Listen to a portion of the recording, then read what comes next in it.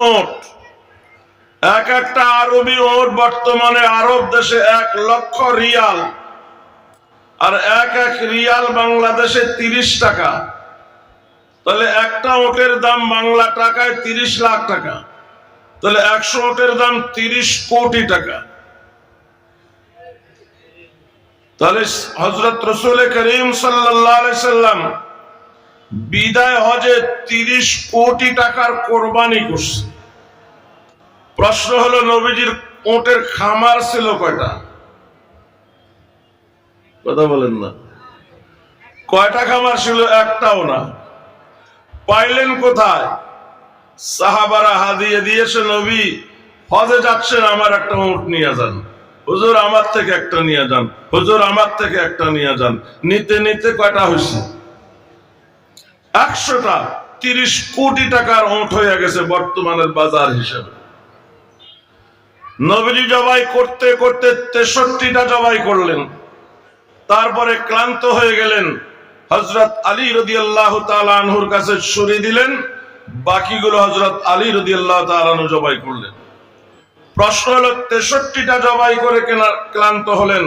এটা কুদরতের ইশারা, নবীজির হায়াত হবে 63, নবীজির হাতে জবাই হবে 63।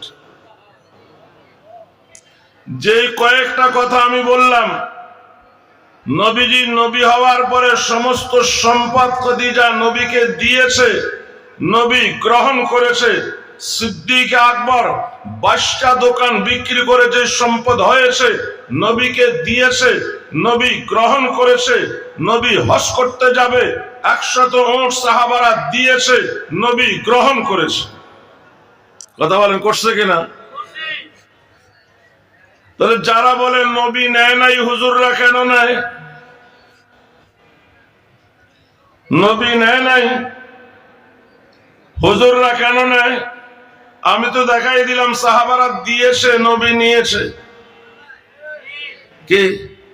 নবী নিয়েছেন ইমানদারের কাছে, নবী নেয় নাই বেঈমানের কাছ থেকে। নবী নিয়েছেন কাদের কাছ থেকে? নবী নেয় নাই বেঈমানের কাছ থেকে।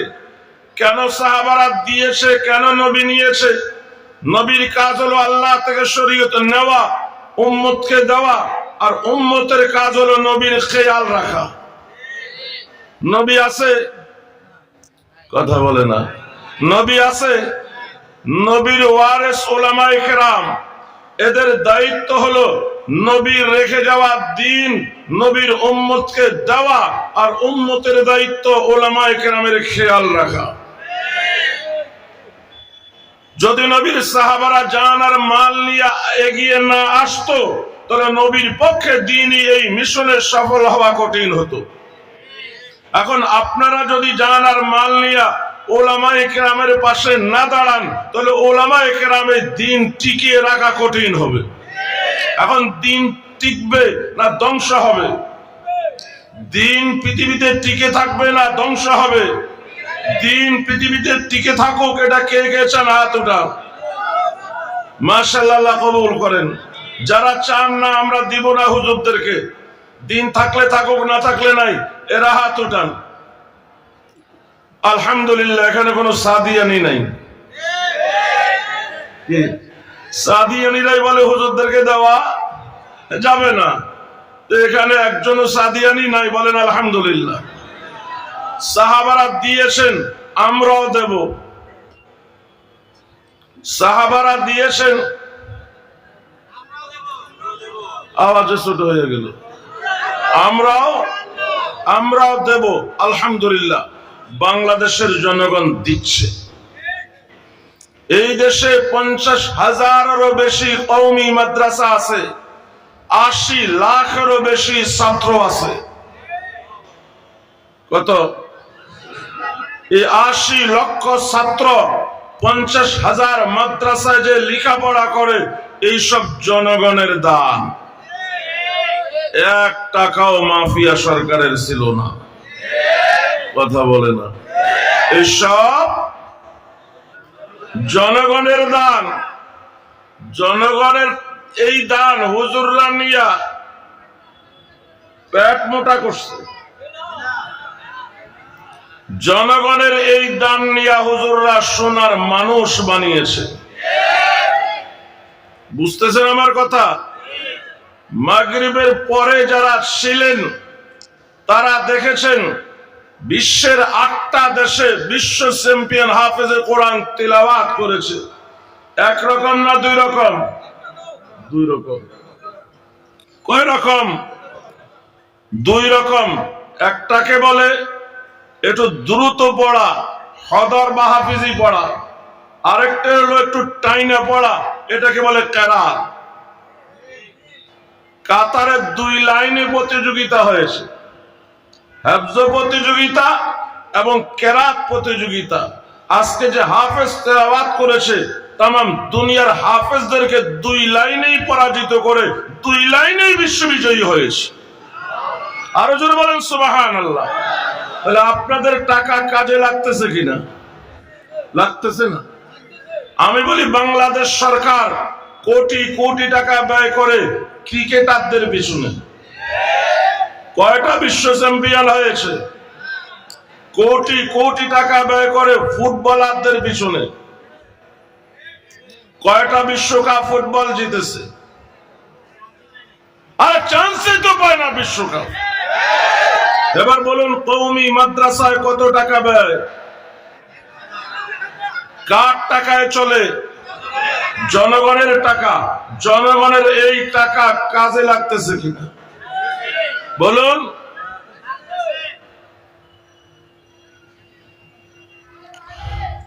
কেউ কেউ বলে হুজুররা সদকা যাকাত খায়, এটা বন্ধ হলে না খাইয়া মরবো। বলেন নাউজুবিল্লাহ। আমরা আপনাদের কাছ থেকে সদকা যাকাত উঠাই কাদের জন্য?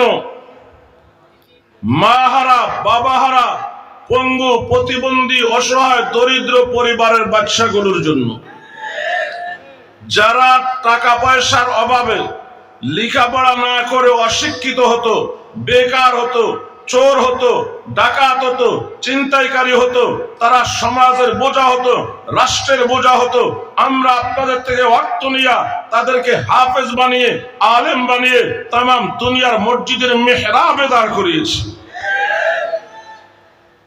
কি কাবা শরীফে 10 জন ইমাম, ওই ইমামরা থাকার জন্য একটা আবাসিক এলাকা আছে। ওই আবাসিক এলাকায় একটা মসজিদ আছে। ওই মসজিদের যিনি ইমাম বাংলাদেশি কওমি। সুবহানাল্লাহ বলেন না? বাড়ি সিলেট জকিগঞ্জ। এটা শোনা নয়, থিওরিক্যাল নয়, প্র্যাকটিক্যাল। আমাদের মাদ্রাসার পরিচালক আল্লামা মুফতি আব্দুল্লাহ ওয়াল সাহেব সহ আমরা ওই ইমামের বাসায় হজের সময় দাওয়াত খেয়েছি। সুবহানাল্লাহ বলেন না? চোখে দেখা বলতেছি। কাবায় 10 জন ইমাম, এক একজনে এক এক ওয়াক্ত নামাজ পড়ায়। বাকি 9 জন মহল্লায় থাকলে মহল্লার মসজিদে নামাজ পড়ে কিনা? কার পিছে? বাংলাদেশি কওমি ইমামের পিছে। তাহলে ঘটনাটা কেমন হলো? কাবার ইমামের ইমাম বাংলাদেশি কওমি। কওমি মাদ্রাসা আপনাদের টাকা নিয়ে জঙ্গি সন্ত্রাসী বানায় না, কাবার ইমামের ইমাম বানায়।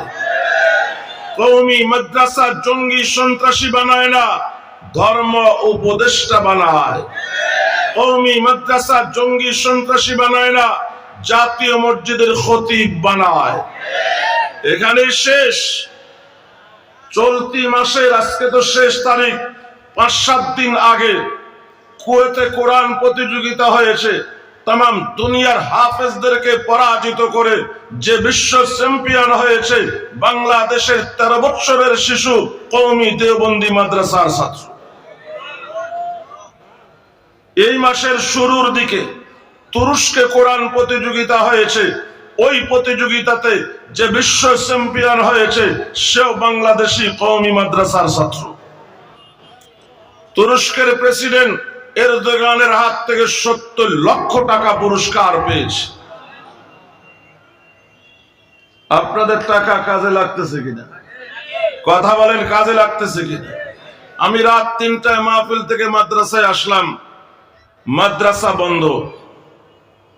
একটা ছেলে বাড়িতে যায় নাই। বাড়িতে যাও নাই কেন? মাদ্রাসা বন্ধ, সবাই চলে গেছে। এটা বলতে চোখের পানি ছেড়ে দিয়ে কাঁদতে লাগলো। কি ব্যাপার, কাঁদছো কেন? ভাড়া নাই, বলো ভাড়া দেই। বলে হুজুর প্রশ্ন ভাড়া নয়, প্রশ্ন বাড়িতে আমার মা নেই।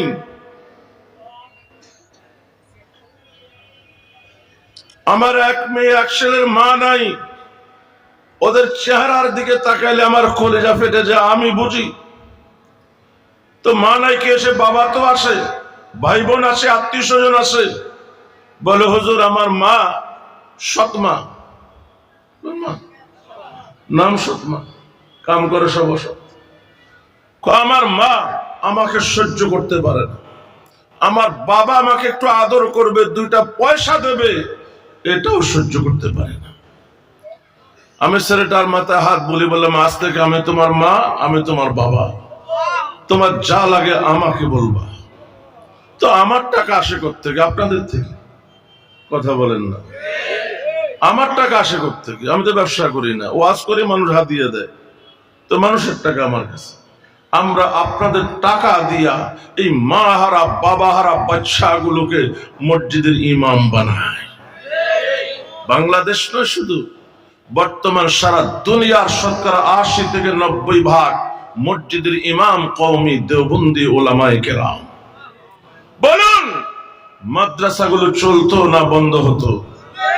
আমরা অতীতে যেভাবে দিয়েছি সামনেও দেব। রাজি আছেন তো? কে কে রাজি নাই হাত দেখান। সুবহানাল্লাহ। নবীরা যেমন ১৬ লক্ষ, নবীর সাহাবাও ১৬ লক্ষ। কথা বলেন। ১৬ লক্ষ সাহাবাদের মধ্যে ১০ জন এমন আছে যাদেরকে নবী বলছেন এরা জান্নাতি জান্নাতি জান্নাতি। এদেরকে বলা হয় আশারায়ে মুবাশশারা, জান্নাতের সুসংবাদ প্রাপ্ত ১০ জন। এরপরে আছে ৭০ জন যারা উহুদের যুদ্ধে শহীদ হয়েছে। কতজন? ৭০ জন। উহুদের জমিন লাল হয়ে আসে তাদের রক্তে। তারপরে আছে ৩১৩ জন। কতজন? যারা বদরের যুদ্ধে শরীক হয়েছে। ইসলামের প্রথম যুদ্ধ বদরের যুদ্ধ। এমন যুদ্ধ কল্পনা করা যায় না। কাফের ১,০০০-এরও বেশি, মুসলমান ৩১৩ জন। আমি একটা প্রশ্ন করতে চাই, ৩১৩ জন মুসলমানের মধ্যে কয়জনের হাতে তরবারি? মাত্র ৯ জনের হাতে তরবারি। কাফেরদের ১,০০০ জনের হাতে ১,০০০ তরবারি। ৯টা তরবারি দিয়া লড়াই করতে হবে ১,০০০ তরবারির বিরুদ্ধে। এটা কল্পনা করা যায়? আমরা কেউ রাজি হইব? মুসলমানদের কাছে যুদ্ধের ২টা ঘোড়া আর কাফেরদের কাছে ৭০০ ঘোড়া। ২টা যুদ্ধের ঘোড়া দিয়া লড়াই করতে হবে ৭০০ ঘোড়ার বিরুদ্ধে। ওই দিন যেই সাহাবারা আনসার এবং মুহাজির নবীজিকে সাহস দিয়ে ভরসা দিয়ে জীবনের মায়া ত্যাগ করে যুদ্ধে ঝাঁপিয়ে পড়েছেন, আল্লাহ তাদেরকে বিজয়ও দিয়েছেন এবং আল্লাহ তাদেরকে অগ্রিম ক্ষমা করে দিয়েছেন। আল্লাহ বলছেন তোমরা তোমাদের জীবনে যা মনে চায় করো, কদ গফারাল্লাহু লাকুম ইফআলু মা শি'তুম কদ গফারাল্লাহু লাকুম। তোমাদের যা মনে চায় করো, আল্লাহ তোমাদেরকে অগ্রিম ক্ষমা করে দিয়েছে। এই ৩১৩ জনের নাম নিয়ে দোয়া করলে দোয়া কবুল হয়। তো আমরা এই ৩টা পয়েন্ট নিয়ে এসেছি আপনাদের সামনে। ১০ জন হইল জান্নাতের সুসংবাদ প্রাপ্ত। আমরা এমন ১০ জন চাই যারা পুরা বৎসরে মিলে ১০,০০০ টাকা দেবে। ১,০০০ করে ১০ মাসে দিতে পারেন, ২ কিস্তিতে দিতে পারেন, একসাথেও দিতে পারেন। আল্লাহর প্রথম একজন বান্দা যে ১০,০০০ টাকা দেবেন।